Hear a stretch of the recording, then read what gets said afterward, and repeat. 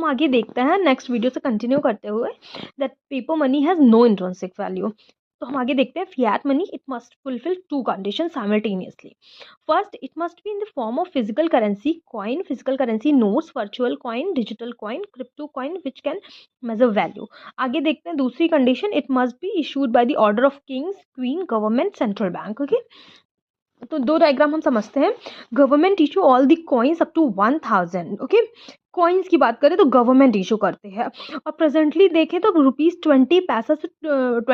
To ₹20 coin. Okay, क्योंकि 20 coin तक ही हमारे इंडिया में इशू होता है। 20 कॉइन की बात करें अगर एग्जाम में आता है तो 12 साइडेड पॉलीगन शेप होता है, और ₹1 note sign by finance secretary. ₹1 doesn't contain I promise to pay bearer. It may be asked in exam, so focus on this. Okay. Second है RBI issue currency notes other than ₹1 note under RBI Act 1934. ₹1 की note को छोड़ के बाकी सारा RBI issue करती है। Okay, currency notes have governor sign, I promise to pay bearer. ठीक है, इसमें गवर्नर की साइन होती है।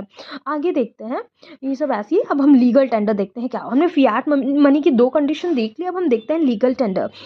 To become a legal tender, a given coin currency must fulfill two conditions simultaneously. ठीक है, एक ही फिएट मनी होना चाहिए, मतलब कि जैसे paper currency, virtual coin, digital coin ये होना चाहिए, तो ये फिएट मनी होगी, और it must be legally valid for all debts and transaction throughout the country.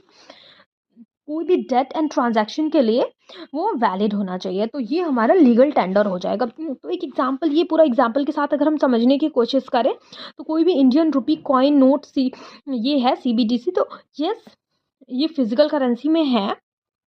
Coin और physical note, digital coin that can measure, वो मेजर कर सकती है वैल्यू और इशूड करती है गवर्नमेंट के द्वारा, तो ये फिएट मनी हो गई। ठीक है, और फिएट मनी है तो हमने दूसरी कंडीशन क्या देखी, it must be legally valid for all debts and transaction throughout the country.